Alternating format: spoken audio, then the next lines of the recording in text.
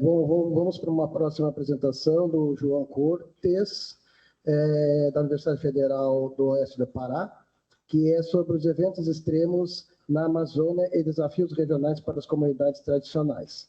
Bom, então, muito obrigado novamente pelo espaço, né, pelo convite. Eu sou o João Paulo de Cortes, né, sou professor aqui no curso de Gestão Ambiental do Instituto de Ciências e Tecnologias das Águas, da UFOP, Universidade Federal do Oeste do Pará, e faço parte do grupo de estudos avançados em gestão ambiental na Amazônia, que é o GH, e desde o ano passado nós temos acompanhado, então, como que as comunidades têm sido afetadas, né, e também têm respondido às secas, tentando pensar possíveis estratégias de mitigação, né, e adaptação a esses eventos extremos que, enfim, tudo indica que devem ser mais frequentes e também mais intensos, tá? Então, eu fiz uma apresentação bem breve mesmo para vocês, porque eu acho que eu tentei deixar o tempo mais aberto para que a gente possa conversar. Não tem ainda assim coisas muito diretas em termos de recomendações, né? Mas eu acho que a intenção inicial, além de compartilhar o que nós temos visto, é trazer o assunto para a pauta, né? Para que a gente possa pensar juntos dentro desse espaço que é um espaço também de tomada de decisão, né? De pensar políticas públicas e tomar decisões. Então, apresentação Eventos Extremos na Amazônia, desafios para comunidades tradicionais. Vou apresentar, basicamente, resultados de dois projetos distintos, um feito em escala regional, aqui na região do Baixo Amazonas, especialmente nos municípios de Santarém, Alenquer e Aveiro, e uma escala local, que é quando a gente foi olhar dentro de uma comunidade mesmo, né, como que isso acontecia. Essa comunidade é a comunidade do Paissandu, que fica na região do projeto agroextrativista Lago Grande, aqui no município de Santarém. Tá?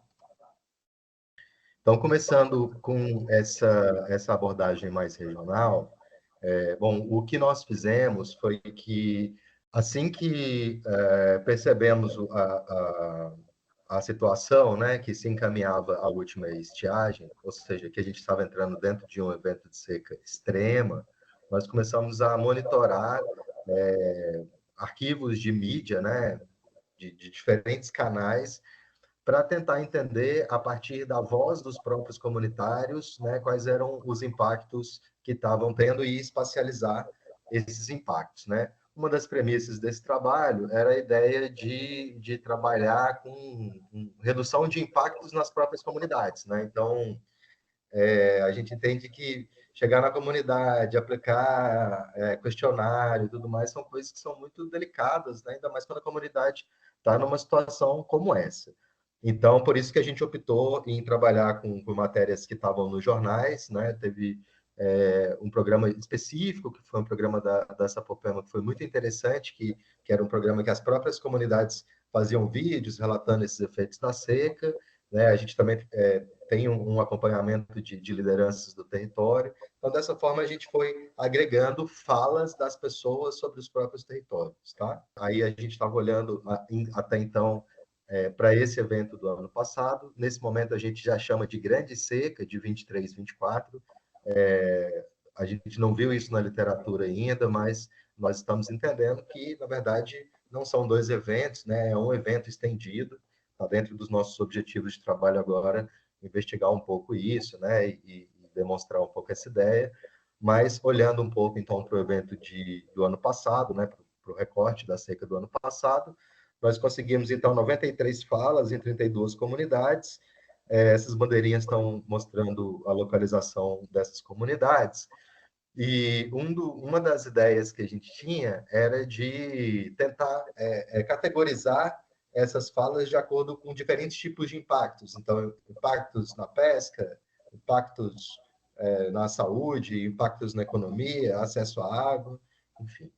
E aqui só um exemplo, né, de uma matéria que, na verdade, é uma matéria desse ano, né, falando da mortandade de peixes. Essa semana isso voltou com muita força, teve uma matéria ontem na Folha sobre isso, né? A base, né? A partir daqui que a gente foi recolhendo essas falas, transcrevendo e fazendo a análise do discurso. Bom, já passando então para alguns resultados, uma primeira coisa que chamou a atenção é que a gente teve muita dificuldade de categorizar essas falas. Então, essa coisa de, esse impacto é um impacto na saúde, ou é um impacto na economia, né? Na verdade, a gente começou a perceber que era muito difícil dizer isso, porque esses impactos eles eram em tudo, né? Eram impactos, por exemplo, tinha uma matéria que falava sobre o fechamento de escola porque não conseguia chegar à merenda, né? E aí as pessoas não conseguiam ir. Então, né, isso fala de muitos níveis diferentes de impactos, né? Onde que a gente colocaria essa matéria, né? Então, uma primeira coisa que chamou a nossa atenção é que esses impactos, eles têm, além de ser difícil categorizar, eles têm um potencial sinérgico muito alto, né? Ou seja, eles vão se somando, né, nesses diferentes níveis. Aqui só um exemplo: você tem um problema de escassez de pesca, você tem um problema de diminuição da produção da agricultura familiar, né, nessas mesmas comunidades, você tem uma dificuldade de escoamento em função do transporte, aí isso gera um impacto econômico, que gera insegurança alimentar. Aí, por outro lado, você também tem uma interrupção na merenda, e também tem um problema de educação aí, né? Mas essa insegurança alimentar que vem da interrupção na merenda gera uma exposição maior às doenças de veiculação hídrica, né? E aí a falta de acesso à água também aumenta essa exposição. Então, tudo isso levou a gente a entender, assim, a ter dados muito robustos, né, muito concretos, sobre a importância da água para essas comunidades. Não só as comunidades ribeirinhas de pesca, né, mas principalmente as comunidades ribeirinhas de pesca. A gente também trabalhou com comunidades que eram comunidades de terra firme, né, então a gente fala de comunidades tradicionais de modo geral, mas isso, né, isso perpassa aí comunidades com diferentes arranjos, né? A gente sabe que esses arranjos também são muito diversos. Comunidade de lago, ou comunidade num rio altamente piscoso como o Amazonas, ou em menos piscosos como Igarapés, né? Como o próprio Tapajós. Então a gente entendeu que a água ela estrutura essas comunidades num nível muito basal, né? Quando você tira essa água, você desarticula completamente a vida, né, dentro dessas comunidades. Uma outra parte desse trabalho foi que nós aplicamos, né, é uma das especialidades aqui do nosso laboratório, é o Laboratório de Geoprocessamento, Território e Meio Ambiente. Então, a gente trabalhou com análise de imagens de satélite, né, a partir do sensoriamento remoto, combinado com a hidrologia, para entender um pouco esses fluxos, né, quais foram os períodos, qual foi o nível que chegou a esses rios, e como que a gente lê esses fluxos hidrológicos. Aqui no gráfico, em azul, está os fluxos do rio Amazonas, e em alaranjado, os fluxos do Tapajós, né, então Santarém está na confluência entre esses dois sistemas hidrológicos. A gente vê, inclusive, que o Tapajós ele é um pouco adiantado em relação ao Amazonas, tanto para encher quanto para secar. E aí a gente conseguiu observar que você tem atributos físicos, por exemplo, aqui próximo à região de Aveiro, o que a gente está vendo nessas imagens é a comparação de duas secas extremas. Aqui uma seca extrema que aconteceu em 95, né, e do lado direito, a seca histórica do ano passado. Né? Então, esse sistema de ilhas, né, que tem aqui no que a gente chama de início da Ria do Tapajós, por aqui está a cidade de Aveiro, ele leva a um isolamento muito maior dessas comunidades que estão na parte inferior da Ria, né, que é a parte larga do Tapajós. Ou seja, é importante que a gente tenha um mapeamento que seja socioeconômico, mas que também seja físico dessas comunidades, para entender esses aspectos que levam a um fator maior de vulnerabilidade, né? Então, nesse caso aqui, essas comunidades que estão na beira do rio, mais próximos à ilha, elas estão num sistema de vulnerabilidade extrema, né? Inclusive, esse ano a gente está estudando os impactos em uma dessas comunidades, que é a comunidade Escrivão, e o deslocamento aqui ele fica da ordem de horas, né? Até as pessoas conseguirem chegar a alguma coisa que esteja próximo, uma embarcação, né? Alguma coisa para, enfim, para ter os acessos de transporte básicos. No caso aqui mais a norte, as comunidades que estão mais a norte, a gente pode colocar elas como uma vulnerabilidade alta, né? Elas também estão sujeitas a todos esses problemas, mas, né, enfim, então o fato de ter essa ilha aqui na frente, né, essa barreira física, aumenta a vulnerabilidade, então isso pode também nos ajudar um pouco, nos dar critérios para priorizar, né, priorizar ações, enfim. Essa é uma outra análise que é a partir da plataforma Map Biomas Água, né? A gente foi observar, então, o que estava acontecendo com os corpos hídricos dentro de uma escala larga de tempo. Então, a leitura dessas imagens aqui é a seguinte: o que foi feito, né? Foi feita uma análise de 40 anos de imagens de satélite, e aí comparado, né? Como que o corpo d'água ele se comporta dentro desses 40 anos. Tem áreas, que são as áreas onde aparece verde, que estão com mais água. Você teve um acréscimo de água dentro dos últimos 40 anos. Azul, essa água se manteve estável, e vermelho, essa água está diminuindo. Então, o que a gente observa, olhando para algumas regiões aqui de Santarém, aqui tem como exemplo o Lago Grande, o Lago do Maicá, e aqui o Lago Verde, em Alter do Chão, é que você tem uma tendência muito grande de decréscimo da água nas cabeceiras, né? Quando a gente fala dos lagos, a gente está falando exatamente da região aonde se encontram as comunidades. Então, as comunidades estão dispostas, né, na margem do lago, aqui nessa parte inferior, nessa parte sul, onde você está tendo um claro decréscimo de água. A mesma coisa acontece aqui no Lago do Maicá. E outra coisa interessante que a gente observou, e também preocupante, é que você tem também essa diminuição nas cabeceiras, como a gente pode ver aqui nas cabeceiras do Lago Verde. Então, isso diz para a gente que, além do problema, que é um problema de escala continental, quando a gente pensa na diminuição do nível das águas do Rio Amazonas ou das águas do Rio Tapajós, isso tem a ver com um sistema climático, né, continental, né? Essas nascentes, no caso do Tapajós, estão aí no Planalto Central, no caso do Amazonas, essas nascentes estão lá na região andina. Então, é uma coisa que fica muito difícil de você ter alguma ação sobre isso, né? Mesmo em questão de previsão, assim, quando a gente fala no Rio Amazonas, é muito difícil, porque os rios eles vêm de muitos lugares diferentes, né? Então, eles têm dinâmicas, estão sobre dinâmicas climáticas diferentes. Então, assim, é uma coisa que é muito difícil a gente pensar numa gestão nesse nível de rios, né? De rios gigantes, que é o que a gente tem na Amazônia. Agora, o que a gente observa aqui é que você tem um problema de terra firme, você tem um problema de igarapé, né? Então, você está tendo uma diminuição de águas de igarapé na terra firme. Aí entra para um problema que é um problema de gestão, né? Dentro dos territórios, né? E aí isso nos leva para a segunda parte da apresentação, que é quando a gente foi então olhar para o igarapé específico, o igarapé da comunidade do Paissandu, que fica no Lago Grande, né, como eu disse. Bom, esse projeto ele é um projeto que ele iniciou esse ano, ele vem de uma articulação muito mais ampla, né, que já estava bem estabelecida.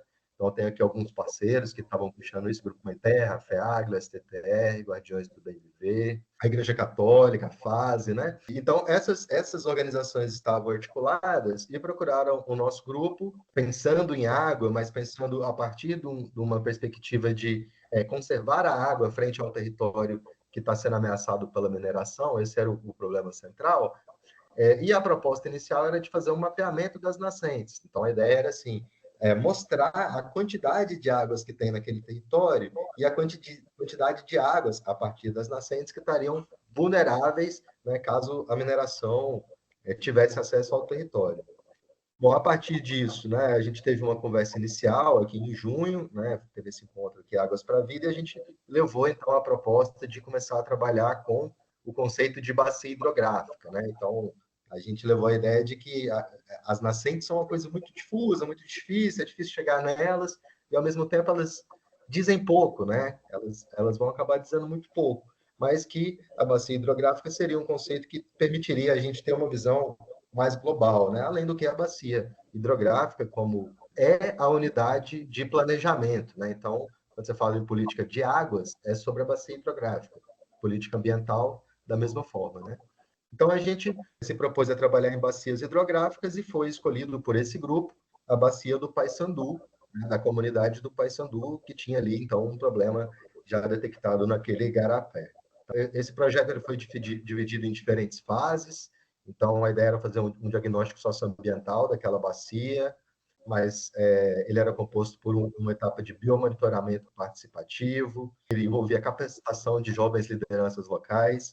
Então, aqui a gente tem, por exemplo, um evento que foi a capacitação de jovens do Pronera, né, que é o Programa de Educação para a Reforma Agrária, em tecnologias geoespaciais. Então, esses aqui são mapas que eles mesmos produziram, do Lago Grande, dessa bacia hidrográfica do Paissandu. A ideia era que tudo fosse compartilhado, né, o máximo possível. Fizemos medições de hidrologia, quantidade de água nesses igarapés, a qualidade dessas águas, como que essas águas e os igarapés estavam sendo usados, as APPs, um trabalho de sensoriamento remoto de alta resolução com drones, né, e também de educação ambiental e climática, né, além da criação de uma base de dados espaciais para servir também a essas lideranças nesse projeto, mas em projetos futuros também. A gente sente uma dificuldade muito grande de trabalhar com dados espaciais na Amazônia, porque, né, por exemplo, localização dessas comunidades é um dado que não existe, né? Um dado oficial, assim.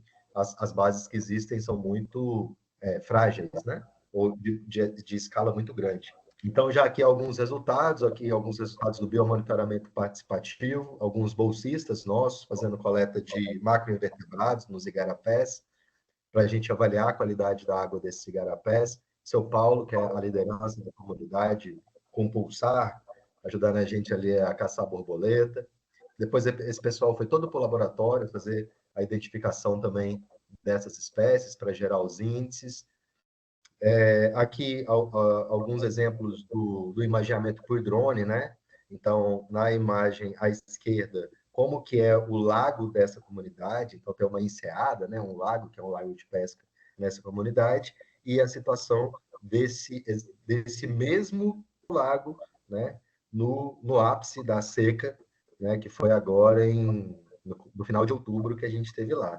Então, o lago desaparece e fica, acho que não fica nem um igarapé, né? Fica um curso d'água assim muito irrisório mesmo, né? Completamente sem condições, né? Para diversos usos que se dão aí para essa água do lago, né? E aí algumas coisas que a gente aprendeu então em função desses projetos, essa coisa da bacia hidrográfica, né? Que a gente tem sentido também uma deficiência muito grande em trabalhar com bacia aqui na região. De modo geral, as bacias são muito invisibilizadas, então a gente começou a tentando de várias maneiras, né? Aqui é a impressão 3D do relevo para que a gente consiga mostrar para as pessoas o que são essas bacias, né? Como que a gente pensa a partir delas, né? Por que elas são importantes. Isso aqui está dentro da parte de educação ambiental e climática do projeto. Então, alguns aprendizados nossos, né? A necessidade de melhoria da percepção e integração dos recursos hídricos na escala de bacia hidrográfica, né? Que eu acabei de dizer. A gente não enxerga essas bacias nos planos diretores, né? Plano diretor municipal, plano diretor de saneamento, plano de manejo das unidades de conservação, os próprios acordos de pesca, né? Então, é sempre assim, o lago tal, né? Ou o igarapé tal. E assim, né?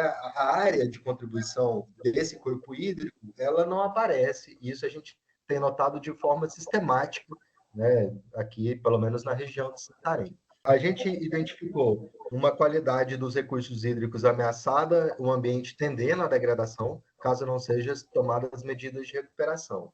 Vale lembrar aqui que a gente está falando do Igarapé, dentro de um projeto de assentamento agro-extrativista. A nossa hipótese inicial tinha que aquela água mostrasse uma perturbação, mas que fosse uma perturbação muito pequena, né? A gente está acostumado a trabalhar com igarapés urbanos, né? Que estão numa situação de degradação muito avançada, mas a gente ficou surpreso, assim, né? Porque as condições estavam piores do que a gente imaginava, né? Então, assim, é preciso que se cuide dessas, não da nascente em si, né? Como um ponto, mas das fontes que abastecem os lagos, né? Que são os igarapés. A gente notou também uma menor conexão das novas gerações com os recursos hídricos, né? Uma das frentes do projeto era essa frente da antropologia, de entender a relação das pessoas. E os mais jovens, eles estão muito distantes, né, do igarapé, assim, sabe? Isso está muito presente nas falas, né? As gerações mais antigas tinham um uso muito mais importante, né, na vida delas do que as presentes. E, pensando na seca, a gente notou, então, a necessidade de incorporar os igarapés como alternativas de segurança hídrica. Isso porque eles permitem a possibilidade de ação a nível das comunidades, né? Então, a comunidade do Paissandu não tem como evitar a seca do rio Amazonas, né? Mas ela tem como melhorar a qualidade das águas do igarapé que passa ali. E esse igarapé ele pode, sim, né, ser muito importante para funcionar como um recurso de amortecimento, né, numa situação de seca extrema. Então, é importante que a gente olhe para esses igarapés, a gente tem notado que eles estão bastante invisibilizados mesmo, né, e esquecidos, assim. E aí, já algumas conclusões. Uma delas é que essa Amazônia das comunidades, que seria a Amazônia não urbana, né, ela tem uma enorme diversidade de ambientes, né, isso traz um pouco ali a primeira parte da fala, né? Então, é preciso que a gente conheça essas comunidades, tanto do ponto de vista ambiental, se ela tem uma ilha na frente, se ela está numa ilha, se ela está na beira do lago, se ela está no rio que tem muito peixe, se tem igarapé chegando nela, né? Quantas condições de infraestrutura, como é que está o saneamento, o que eles fazem com o lixo, se eles têm acesso à água, e pensar isso em termos de regiões, né, para que a gente consiga pensar prioridades, né? Então, tem se falado, nesse momento, na elaboração de um plano climático, né, para as regiões. Então, isso passa por entender um pouco como que essas comunidades estão e o que elas têm, né? Como que elas estão localizadas, aonde elas estão localizadas e o que elas têm de infraestrutura. A gente também reforça, né, os resultados reforçam muito que o provimento de direitos fundamentais, a gente está falando de saneamento, energia elétrica, acesso à saúde, medicamento, né? Tudo isso são as coisas principais para aumentar a resiliência dessas comunidades, né? Então, eu lembro que aqui na última reunião do CPG, mas a gente tem ouvido isso já em outros espaços, sobre alternativas como, por exemplo, a dragagem dos rios, né? Então, assim, ou, enfim, alternativas de abastecimento, de pegar água da chuva e tudo mais, devem ser, lógico, né, colocadas na mesa, mas a gente não pode esquecer que essas comunidades estão sobrevivendo com muito pouco há muito tempo, né? E que coisas muito pequenas, assim, muito não pequenas, né, mas muito básicas, são necessárias para que elas tenham o mínimo de dignidade, né? Aí eu lembro aqui do impacto que foi, e acho que os colegas aqui que são das comunidades, dos conselhos de pesca podem falar, do programa Luz para Todos, por exemplo, né, quando ele chega nos interiores. Então é importante que a gente retome essas pautas de infraestruturas básicas, né? Essas soluções elas devem ser adequadas às necessidades locais, né? Não existe uma solução que funcione para a Amazônia inteira, nem para Santarém inteiro. É preciso também identificar, quando a gente pensa em seca, se a gente está falando do problema de falta de água, tem muitas comunidades que têm isso, não tem água mesmo, né? O lago ele avançou para tão longe que, de fato, você tem um problema de falta de água. E essa comunidade também está muito isolada. Mas, em muitos casos, são também um problema de falta de estrutura. Então, não falta água, falta poço, né? Faltou a cisterna, falta energia. Então, é importante separar também isso. E considerar também o acesso e a recuperação dessas fontes de água locais, tanto superficiais quanto subterrâneas, os igarapés, né, e os aquíferos, considerar alternativas de tratamento e armazenamento de água descentralizados, né, então, alternativas mais localizadas, aí também jogar outras alternativas que têm sido testadas na mesa, o envolvimento das comunidades no processo das tomadas de decisão, implementação e monitoramento também, né? É muito importante que as comunidades sejam ouvidas e participem desses processos. E aí, já finalizando, a água ela estrutura toda a vida das comunidades tradicionais. É necessário pensar alternativas articuladas entre os setores. Então, a gente está aqui dentro desse comitê que é feito, né, para pensar a pesca, Mas essa pesca, ela, quando a gente coloca a crise hídrica em perspectiva, ela vai estar as ações elas vão ter que estar articuladas ali com o que acontece dentro da educação, da saúde, do transporte, da economia, né?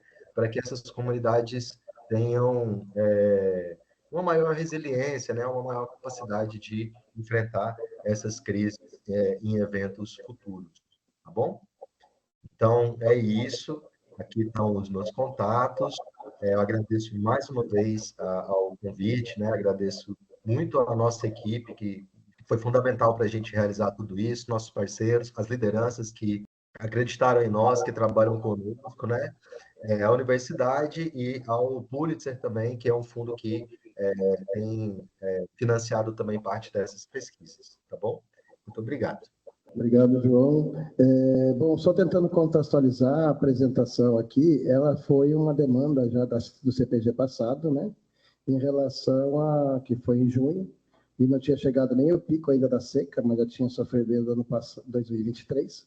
E aí é onde a gente vai ver depois, quando chegar nos itens das recomendações, que era uma dos pontos que nós temos que trabalhar ao longo do tempo, que é um planejamento para diminuir os impactos dessas mudanças climáticas, essas situações, eventos extremos, né?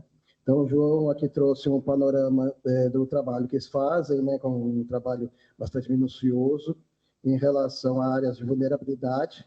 Ele colocou um dos problemas que todos nós vamos temos, que é a identificação dessas comunidades, né, porque são inúmeras e em diferentes pontos, e como ele falou, a palavra frágil, né, são frágeis, as informações que nós temos são bastante frágeis, né?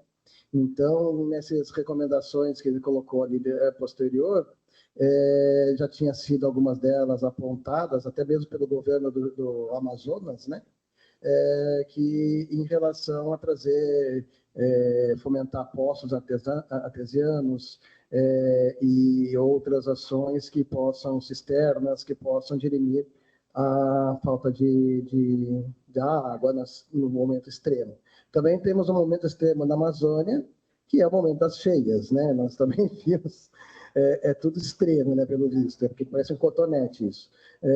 Então, teve momentos da Amazônia, em Manaus mesmo, muito se falou e se mostrou sobre as enchentes, né?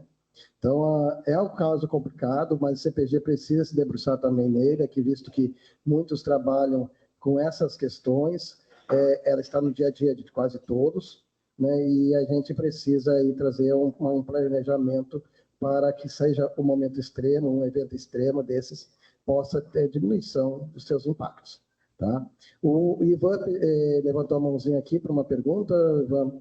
Então, mais uma curiosidade, salvo engano, eu vi alguma coisa sobre os lagos e as bacias de contribuição e situação de degradação desses afluentes nos lagos.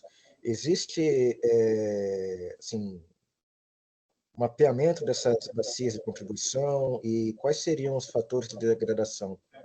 E também das áreas degradadas. Tem isso espacializado, identificado? Ivan, obrigado pela pergunta.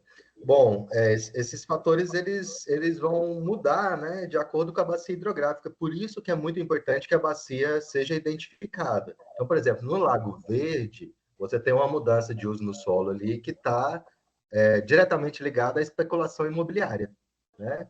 Já no Lago Grande, você tem muito mais uma dinâmica de pecuária, né, associada com a diminuição do fluxo de água desses igarapés, aí, com a diminuição da qualidade da água. Fato é, se você olha só para o lago, você perde o que está acontecendo na terra firme, né? E assim, para responder isso para cada lago, é necessário que tenha uma análise de cada bacia. Obrigado, João. Mais alguém tem alguma questão? Porque essas informações são de subsídios para a gente fazer esse planejamento, tá? Olá, boa tarde. Parabéns, João Paulo, pelo trabalho. Um trabalho muito, muito bom mesmo, né? Aqui no estado do Amapá, nós não fizemos um trabalho, é um trabalho similar ao teu, né? A Secretaria de Pesca fez um relatório da situação hídrica também aqui no estado, né? Só que nós tivemos uma dificuldade no sentido assim do monitoramento, principalmente dos lagos, porque o IEPA aqui já faz o monitoramento dos principais rios.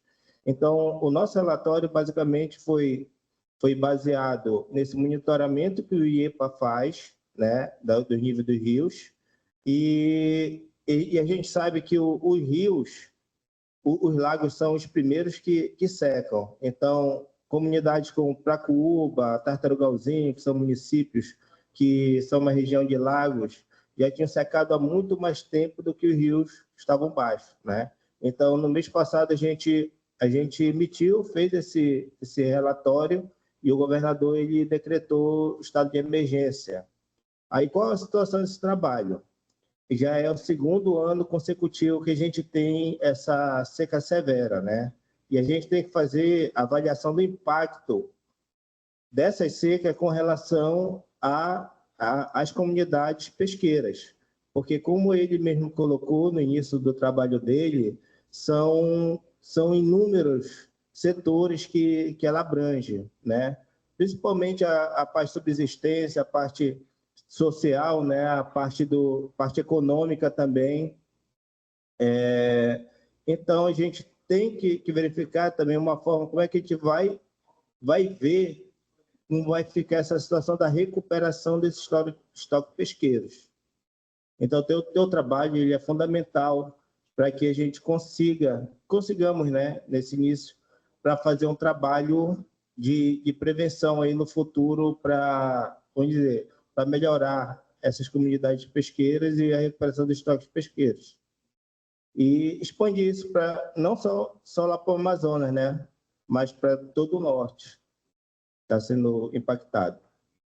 Seu Ademar Ribeiro, está na mãozinha.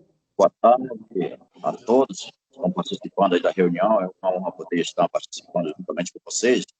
Essa fala aí do João Paulo, ela é de grande importância, né? Sobre a questão hídrica, sobre a questão da questão do estoque pesqueiro e a questão da qualidade da água da nossa população. A população está passando por um processo muito difícil. E aqui na região do Lago do Tucuruí, sou presidente da APOV, Associação da População Organizada Vítima do Tocantins. Nós lutamos em defesa da população e em busca do direito da nossa população pelos empreendimentos que são construídos dentro da nossa região e que deixam uma lacuna aí de problema para a população e vão deixando e vão embora. E isso gera aqui um desgaste total aqui para a população. Por exemplo, na barragem do Tucuruí são 5.814 desapropriados que estão tudo de idade, que estão sofrendo, uma parte deles já morreram, hoje estão com os seus filhos, suas terras foram embora, até agora não foi resolvido. Então, a grande empresa Eletronorte, que criou tudo isso aqui, deixou essa lacuna aqui, os resíduos, gerando tanto problema.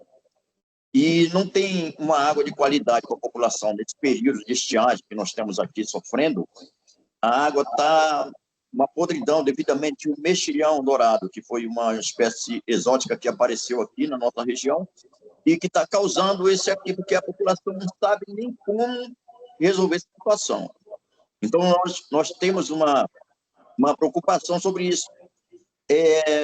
Se o governo, se os órgãos, as empresas, ela tem um projeto de poços com qualidade de água para atender a população, e sobre a questão da geração de emprego e renda, porque quem vive da pesca está passando por um processo difícil. Nós estamos no período de defesa, né?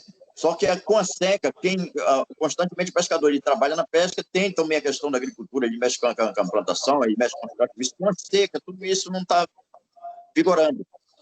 Nós estamos passando por necessidade. E aí, o seguro vai sair lá para janeiro em diante. E a população está sofrendo esse desgaste aqui. E sem água, sem nada. Quando vem uma cesta básica, que o governo vê aqui, uma cesta básica, ele manda uma garrafa de 5 litros de água. Uma família, constantemente família de ribeirinha, de mais de 10 pessoas, e não dá para ser consumido nem no primeiro dia essa água. Aí pronto, pensa que estão assanando o problema e larga e pronto, vai embora. Então, nós precisamos que tenha um projeto permanente e que tenha uma visibilidade sobre essas comunidades que, como o companheiro falou aí, João Paulo falou, não é de agora. Né? Essa população sempre ela procurou dar um jeito, se virar nos 30 para sobrevivência, porque não teve esse apoio, nós nunca tivemos esse apoio, e hoje, com toda essa questão que está vindo, ainda pior. Então, nós precisamos que chegue até o governo federal, até os órgãos competentes, ao IBAMA, à Secretaria de Meio Ambiente, a todos os órgãos competentes, a ANA, que representa a água, para trazer uma solução. Nosso povo que está passando por um período indefinido para eles. Porque quem tem que trabalhar isso aqui é quem tem o conhecimento para saber se realmente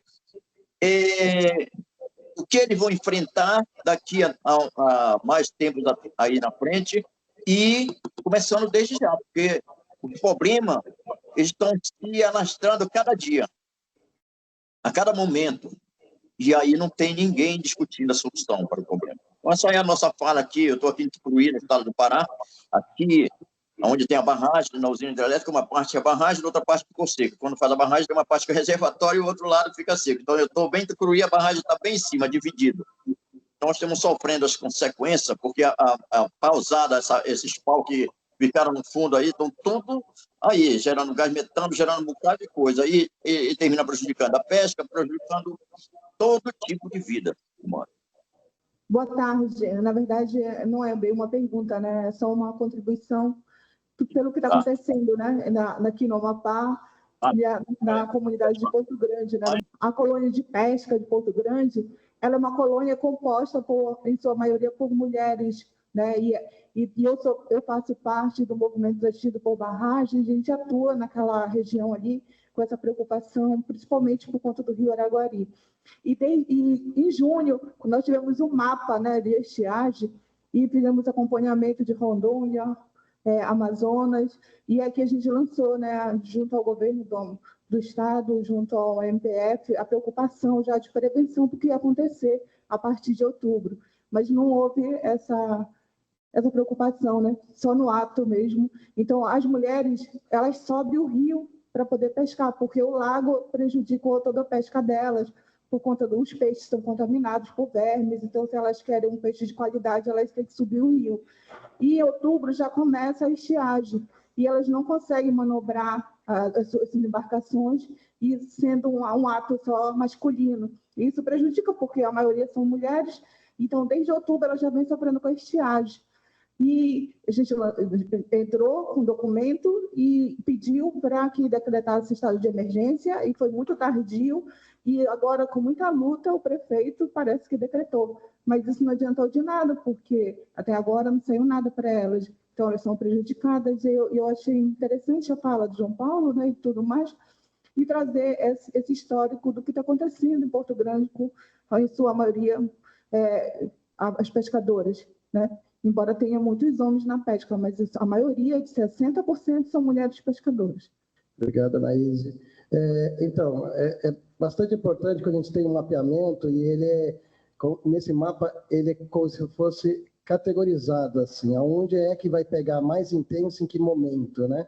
É o trabalho que o pessoal da UFOPA fez para trazer subsídios para a gente aqui, para a gente conseguir, antes fosse praticamente toda a bacia amazônica, Araguaia e Tocantins, mas é claro que já é um trabalho que traz muito subsídio para a gente poder atender. Uma questão que a senhora falou que é importante, esse ano, já o ano passado ocorreu também, o Ministério da Pesca e Agricultura lançou um auxílio extraordinário, né? Através de uma resolução. Esse auxílio extraordinário, ele é um conjunto de ações que as pessoas, que os órgãos gestores municipal, estadual e federal precisam fazer para ser atendido. Tá? Então, foi lançado o primeiro, e vai ser lançado o segundo, que é o auxílio extraordinário de alguns dos municípios que decretam o estado de calamidade ou emergência, de diferentes tipos, por exemplo, aqui no caso é a seca, né?